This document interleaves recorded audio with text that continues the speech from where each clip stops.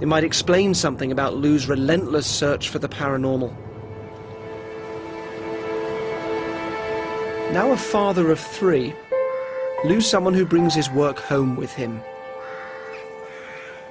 It means the Gentile residence isn't immune to things going bump in the night. His wife of 16 years, Antoinette, believes ghosts follow Lou back to the house. So what have you experienced in this home?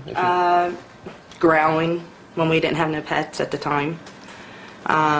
Growling by my feet. One time I went to bed. I was held down in my bed with nobody there.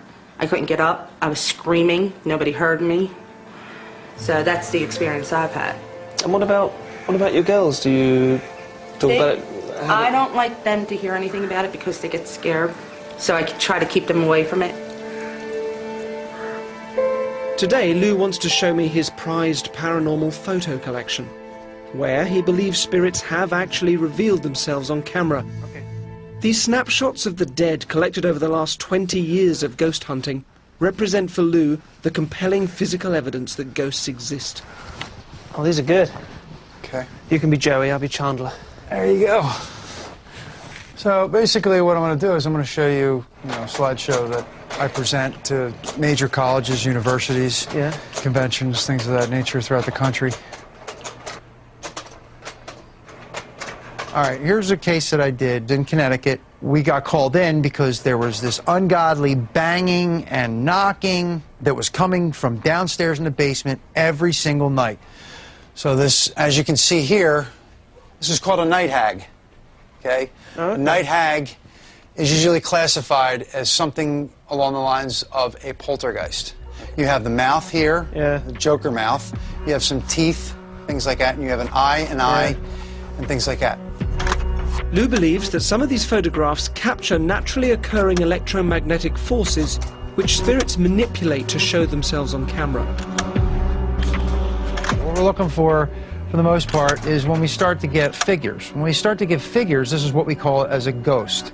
That's when it starts to get bizarre. What is it? This is my favorite photograph, okay, which basically I say shows the existence of life after death, okay? Wow.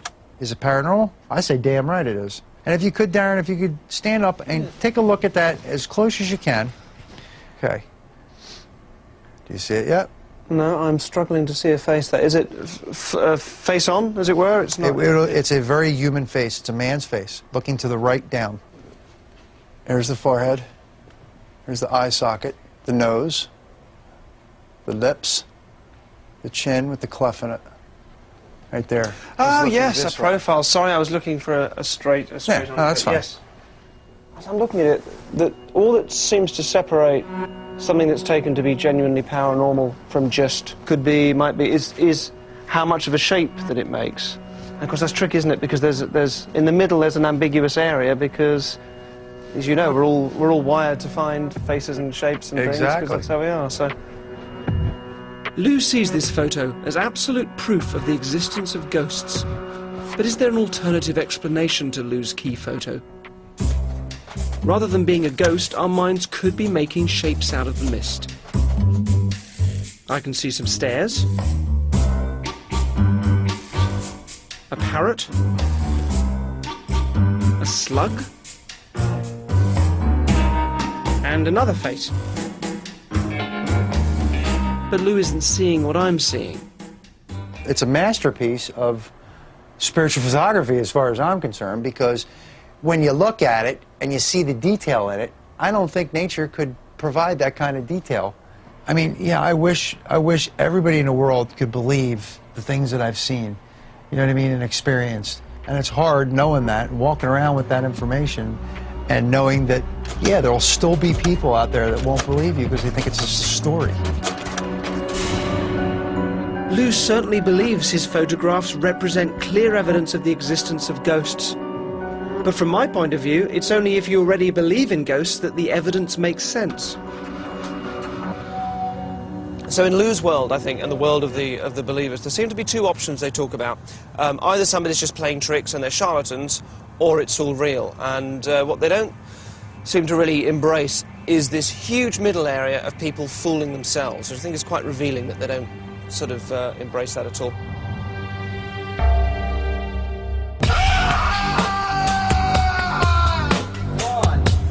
Has Lou convinced himself about his strongest piece of evidence?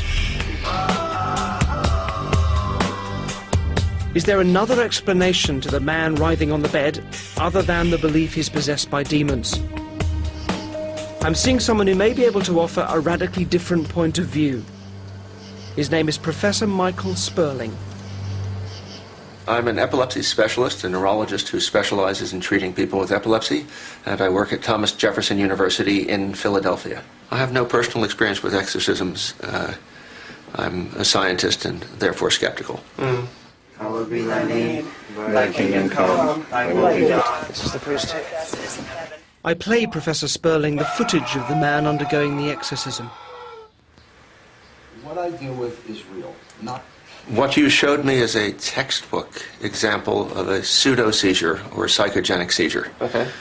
Typically, individuals who have these have some underlying stress problem, emotional difficulty, and one might view it psychologically almost as an escape avoidance type of behavior. The real world is too stressful, and the patient withdraws and pulls into a separate world. Now you have some footage of some other seizures which are just as... I could show you a psychogenic seizure, or pseudo-seizure as it's called, virtually identical to that. So this is a video of a patient being monitored for seizures.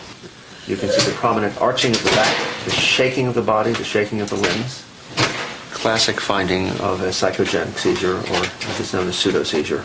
It's sort of exactly what we've just seen, but without the exorcist. Right. Watching those movements and those arching of the back, you can imagine how, if you were really believing in what was going on from a spiritual point of view, how you could mistake it for momentary levitation. Absolutely, and the violence of the movements is such that it's hard to believe for the uninitiated that something from outside might not be producing something like this. In the world of science, this woman is having a non-epileptic, stress-related fit. On the other hand, Lou believes this is a man taken over by a demon. What you saw was the classic signs of going under. People can say that it might have been some kind of a medical phenomena or whatever it may have been. The guy had been checked out medically. He had no seizures. He had no allergic reactions to medicine. The guy was very healthy. You know, he demonstrated the classic signs of going under.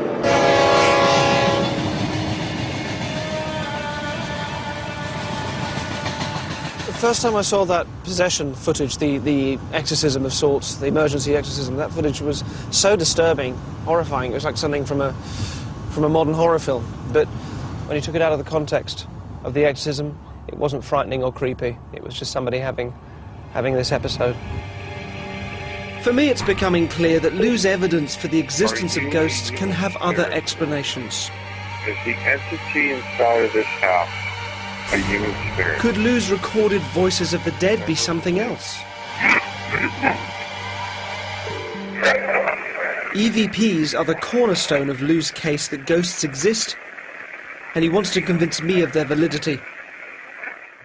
Lou's playing me his greatest EVP hits, selected from the thousands he's captured over the years. But I'm having trouble even understanding them. Well, this is an example of, you know, the type of EVPs that you can get. Are you a human spirit? Have you ever lived? Any idea what the third one is? No. Okay. And this one here, it clearly, you can hear it say no. Are you a human spirit? Have you ever lived? Yes, asshole.